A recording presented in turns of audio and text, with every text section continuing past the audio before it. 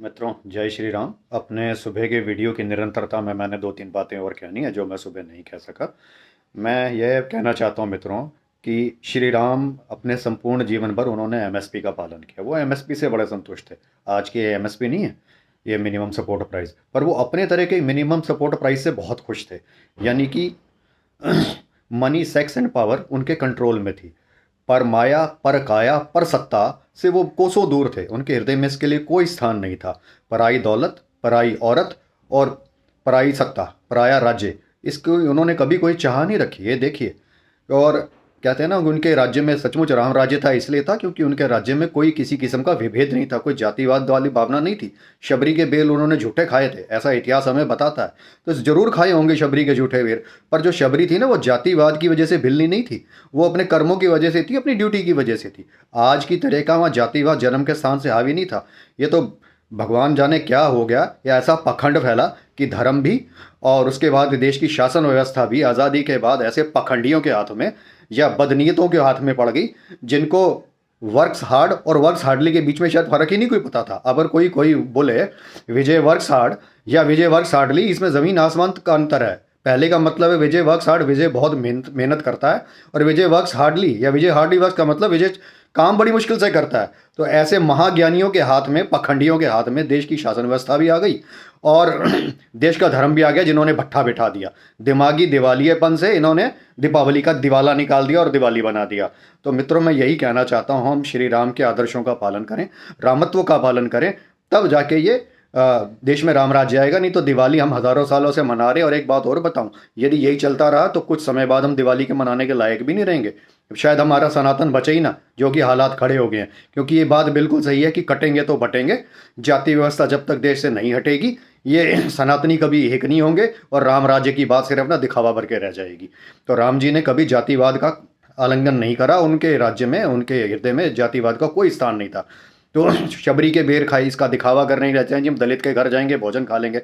अरे ना कोई दलित, ना कोई एससी, ना कोई बीसी, ना कोई जात, ना कुछ। तो ये पखंड खत्म कीजिए। ये राम राज तब आएगा, अदरवाइज नहीं आएगा जाके। तो ये पखंड करना जब तक हम बंद नहीं करेंगे, दिवाली मनती रहेगी। हाँ, इसका सिर्फ एक लाभ जरूर होगा, Diwali is a economic booster.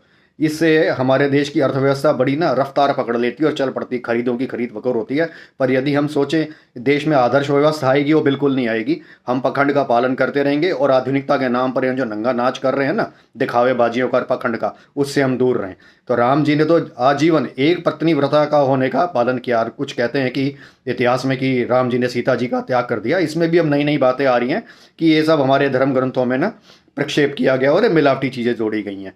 और यदि ऐसा उन्होंने किया भी था, तब भी उन्होंने एक पत्नीवाद का पालन किया, कभी दूसरा विवाह तक नहीं किया। और आज हम जो लिव इन रिलेशनशिप के नाम के गंदगी हमने अपना ली है ना, इससे हम दूर रहें। एक तरफ तो जय श्री राम कहते हैं और दूसरी आधुनिकता के नाम पर ये live in relationship, open sex, ये पखंड हम करते हैं। तो इसको हम अपने यहाँ से निकाल दें। इससे भारतीय संस्कृति नहीं बचेगी और इसको अपनाने से हम आधुनिक नहीं होंगे। मैंने टी शर्ट और ये नीचे लोअर पहन रखा है, तो मैं इससे कोई ये नहीं कि मैं भारतीय नहीं रहा इससे, या मेरे को थोड़ी बहुत अंग्रेजी आ गई मैं बोल लूँ तो मेरा भारतीयपन खत्म हो गया।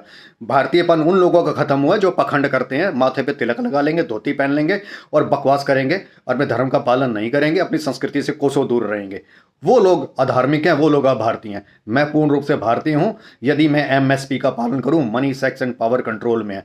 लोग सत्ता के नाम पर आज भाई का भाई गला काट रहा है और मेरिट की जहाँ तक बात है, योग्यता की बात है, उसका तो कोई लेना देना किसी किस्म का रहा ही नहीं है। सिर्फ पखंडियों का बोलबाला है, शासन व्यवस्था में भी, नीचे से भी, और कोई योग्यता का कोई पैमाना नहीं रहा। श्री राम जी ने हनुमान जी को सदैव साथ रखा। हनुमान जी ने दिल से अपनी सेवा करी राम जी की, और उन्होंने कभी कोई पद की लालसा नहीं करी। और वो बहुत बुद्धिमान थे, ये नहीं कि सिर्फ वो चाटुकारिता करते थे। और राम जी ने हमेशा उनको अपने साथ रखा। और बेशक हनुमान जी ने किसी पद की लालसा नहीं करी, उनको कोई राज्य पद नहीं दिया, परंतु श्री राम जी ने उनको अपना सदैव बहुत अच्छा सलाहकार बना के रखा। और लक्ष्मण जी को, भरत जी को और अपने पुत्रों को राजकाज दिया। उनका हक नहीं मारा जाके।